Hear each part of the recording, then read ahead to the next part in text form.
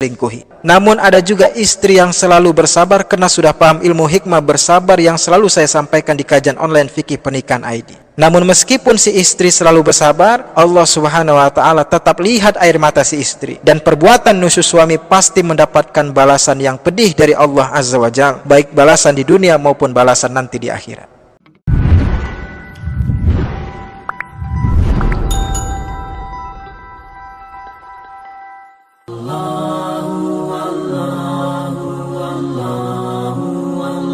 Assalamualaikum warahmatullahi wabarakatuh.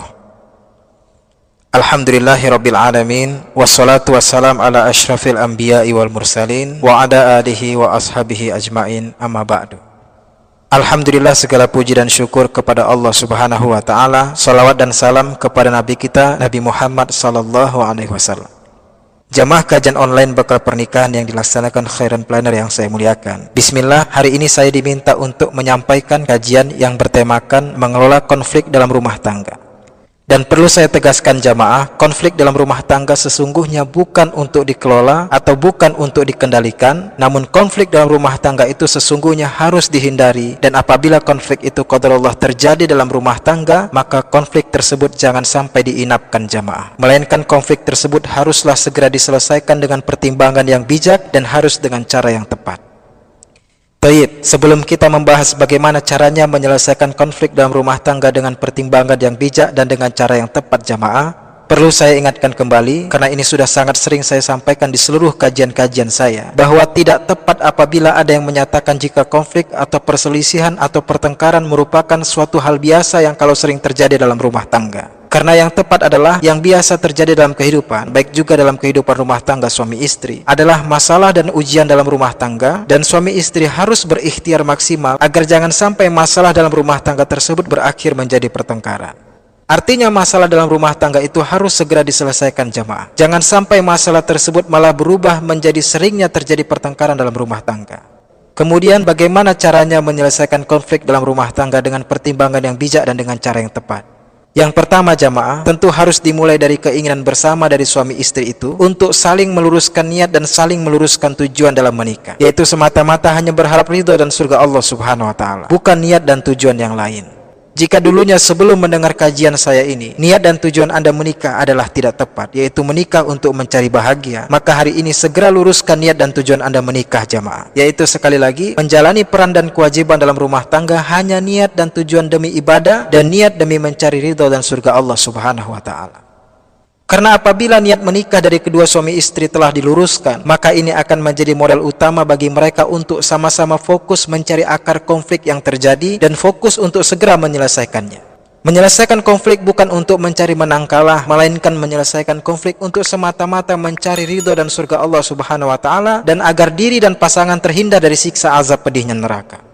Contoh konflik yang terjadi, misalnya istri kesal kepada suami karena disebabkan si istri cemburu. Akarnya hanya satu jamaah, apakah suaminya benar-benar selingkuh atau si istri yang selalu suuzon atau selalu curigaan kepada suami? Jika si suami selingkuh, maka si suami yang niat menikahnya telah lurus, maka dia akan sadar diri bahwa kebodohannya berselingkuh telah melukai perasaan istri yang seharusnya dia cintai dan seharusnya dia sayangi. Dan tindakan suami berselingkuh merupakan perbuatan nusyuz suami yang sangat dibenci Allah Subhanahu wa taala. Karena di dalam tindakan perselingkuhan jamaah ada unsur pengkhianatan terhadap amanah akad pernikahan, dan pada perselingkuhan ada unsur perbuatan maksiat bahkan perbuatan zina di dalamnya. Maka wajar apabila istri kesal jika suaminya benar-benar selingkuh jamaah. Bahkan ada istri yang sampai kalap dengan akhirnya mencelakai suaminya karena perasaan sakit sebab dirinya diselingkuhi. Namun ada juga istri yang selalu bersabar karena sudah paham ilmu hikmah bersabar yang selalu saya sampaikan di kajian online Fikih Pernikahan ID. Namun meskipun si istri selalu bersabar, Allah Subhanahu wa taala tetap lihat air mata si istri, dan perbuatan nusyuz suami pasti mendapatkan balasan yang pedih dari Allah Azza wa Jalla, baik balasan di dunia maupun balasan nanti di akhirat. Ini kalau akar konflik istri kesal pada suami jika suami ternyata benar selingkuh. Namun kalau ternyata si istri kesal kepada suami karena akarnya adalah pikiran istri yang selalu suuzon, selalu berburuk sangka kepada suaminya, apabila istri yang telah lurus niatnya menikah, maka si istri akan semakin banyak istighfar, berhenti menyaksikan tontonan film yang tak bermutu, dan memperbanyak merutinkan kegiatan yang positif, terutama kegiatan ibadah. Kemudian contoh berikutnya jamaah, suami kesal karena istrinya selalu minta kepada suami untuk membelikan pakaian, tas, perhiasan atau terkadang barang branded. Akarnya hanya satu jamaah, si suami yang memang benar-benar pelit kepada istrinya, atau bisa jadi memang si istri yang ternyata kufur nikmat sehingga terus-menerus merasa kurang, padahal suaminya telah selalu berusaha membelikan keinginan si istri, tentunya dengan semampu si suami. Jika masalahnya adalah si suami yang pelit, si suami yang kikir kepada istri, maka apabila niat menikah si suami telah lurus, maka si suami tentu akan merasa bersalah disebabkan ketidakpahamannya perihal fitrah tabarrujnya wanita. Sebab hal ini sesungguhnya sudah menjadi ujian bagi setiap suami dalam menghadapi istrinya. Tabarruj atau sifat wanita yang senang terhadap perhiasan dan barang branded dan ingin selalu tampil menawan. Hal ini telah Allah sebutkan dalam Al-Quran surah Ali Imran ayat 14. Al-muqantarati minadz-zahabi wal fiddah. Harta dan perhiasan yang banyak dari jenis emas dan perak. Yang artinya bahwa fitrah setiap wanita normal adalah cenderung kepada perhiasan, baik berupa emas, perak, barang branded dan barang mewah. Maka suami yang berusaha memenuhi hal tersebut untuk istrinya merupakan suatu pemenuhan nafkah batin yang wajar untuk ditunaikan. Dan tentu beberapa suami memang terkadang harus lebih bersabar menghadapi fitrah tabarruj istrinya yang banyak menuntut, sebab sebagian istri ada yang tidak paham ilmu agama sehingga dia tidak bisa qanaah dan cenderung malah menyulitkan suaminya sendiri jamaah.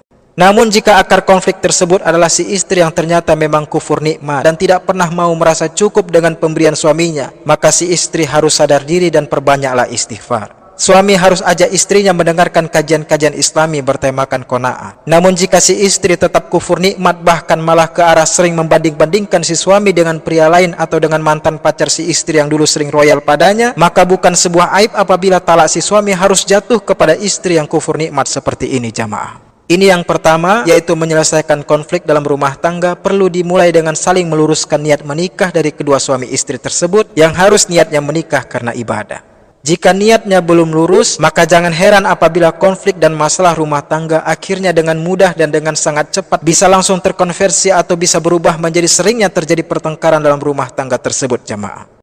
Mungkin akan ada pertanyaan, bagaimana caranya agar meluruskan niat menikah karena ibadah dan karena mencari ridho juga surga Allah Subhanahu wa taala Ustaz?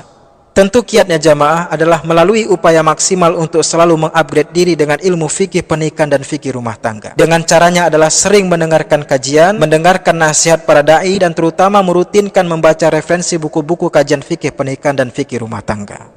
Kemudian selanjutnya, kedua, jangan inapkan permasalahan dalam rumah tangga. Artinya permasalahan dan konflik dalam rumah tangga itu harus segera diselesaikan jamaah. Jika perlu meminta bantuan pihak ketiga untuk memberikan pandangan, maka minta tolonglah dengan orang yang tepat, terutama mereka yang paham perihal fikih rumah tangga. Utamakan ketika konsultasi harus selalu berdua suami istri, jangan sendiri-sendiri. Tentu diharapkan pihak ketiga ini harus bijak, objektif dalam memandang masalah yang terjadi dan terutama sekali lagi harus paham perihal fikih rumah tangga. Dan ketiga, ingatlah bahwa hidup di dunia fana ini jamaah hanyalah sementara. Lalu apa untungnya Anda dan pasangan menyelesaikan sisa usia hidup di dunia ini hanya dengan sering berantem?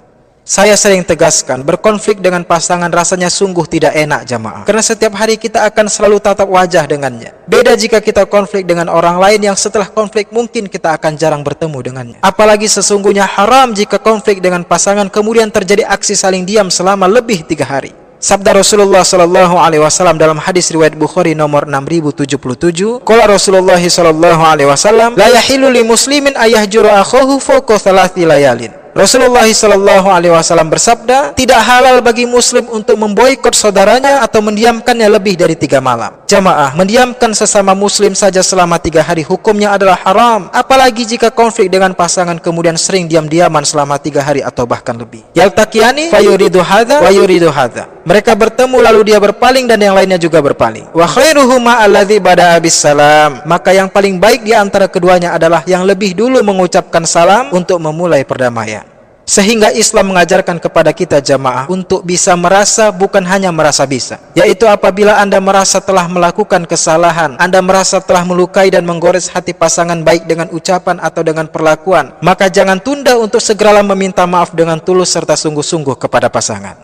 Mengapa diharuskan bagi yang salah untuk segera meminta maaf? Nanti sekaligus akan di-share kajian saya perihal pentingnya segera meminta maaf ketika Anda bersalah kepada pasangan jamaah. Maka dengan ketiga cara di atas, semoga menjadi ilmu bagi kita untuk bisa lebih bijak dalam menyelesaikan permasalahan dan konflik rumah tangga, sehingga konflik tersebut tidak berujung menjadi kebiasaan pertengkaran jamaah. Demikianlah kajian ini saya sampaikan. Semoga bermanfaat terutama bagi diri saya sendiri dan bagi tim dakwah yang setiap saat waktunya mereka curahkan melayani antum seluruh peserta kelas online kajian bekal pernikahan dan kajian fikih rumah tangga. Wallahu a'lam bishawab. Akhirul kalam. Subhanakallahumma wa bihamdik asyhadu an la ilaha illa anta astaghfiruka wa atubu ilaik. Wassalamualaikum warahmatullahi wabarakatuh.